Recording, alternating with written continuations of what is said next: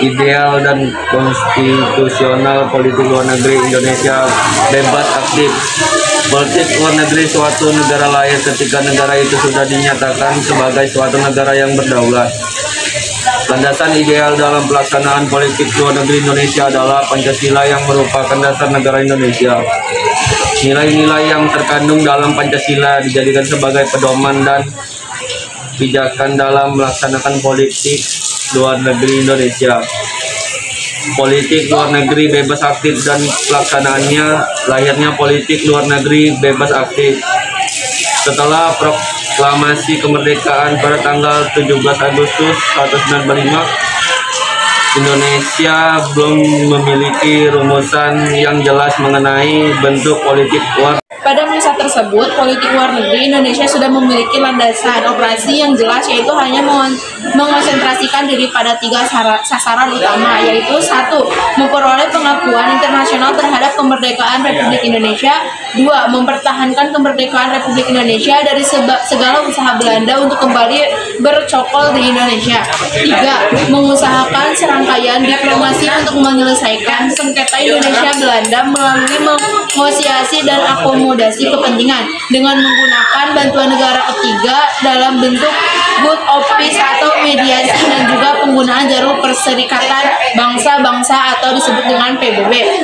Politik luar negeri Indonesia masa demokrasi parlementer 1950 sampai 1959, prioritas utama politik luar negeri dan diplomasi Indonesia pasca kemerdekaan hingga tahun 1950-an lebih ditujukan untuk menentang segala macam bentuk penjajahan di atas dunia, termasuk juga untuk memperoleh pengakuan internasional atas proses dekolonisasi yang belum selesai di Indonesia dan menciptakan perdamaian dan ketertiban dunia melalui politik bebas aktifnya.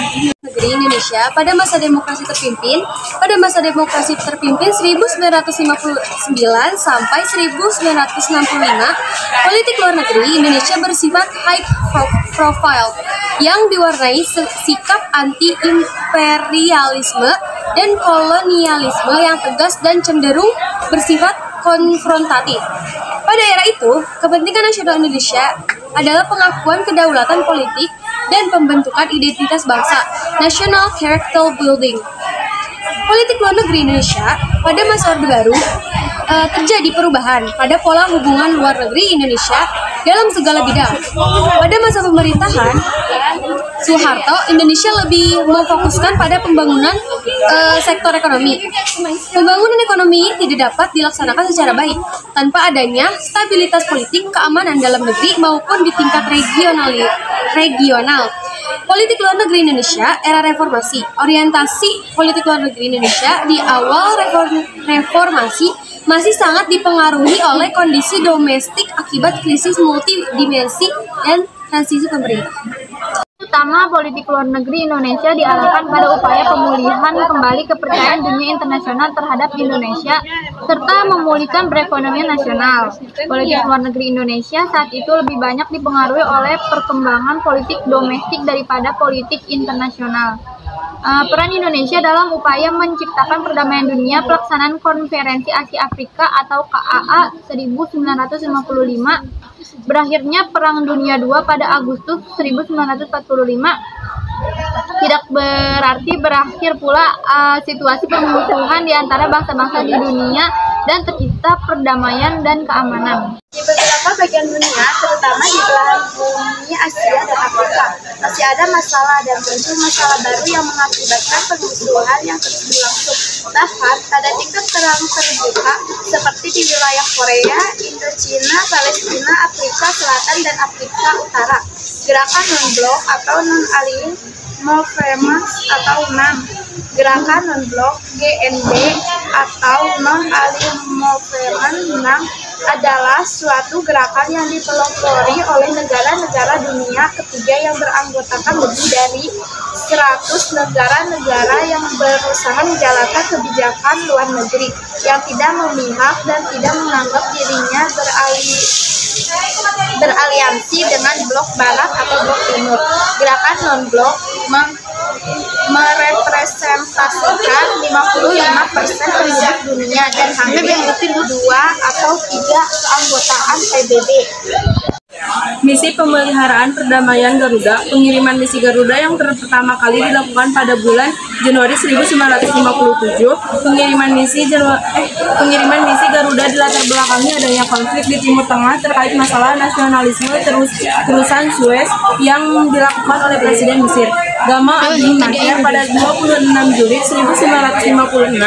ASEAN pada tanggal 5 sampai 8 Agustus di Bangkok dilangsungkan pertemuan antar menteri di luar negeri dari 5 negara, yakni ada Malik Indonesia, Tun Abdul Rojak Malaysia, S. Raja Ratnam Singapura, Narasiko Ramos Filipina, dan tuan rumah Tanat Koman Thailand. Pada 8 Agustus 1967, para menteri luar negeri tersebut menandatangani suatu deklarasi yang dikenal sebagai Bangkok Declaration. Deklarasi tersebut merupakan persetujuan kesatuan tekad kelima negara tersebut untuk membentuk suatu organisasi kerjasama regional yang disebut Association of Southeast Asian Nation.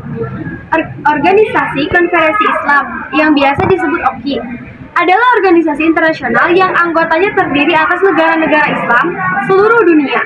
Organisasi ini didirikan pada tanggal 22 September 1969 pada konferensi tingkat tinggi KTT.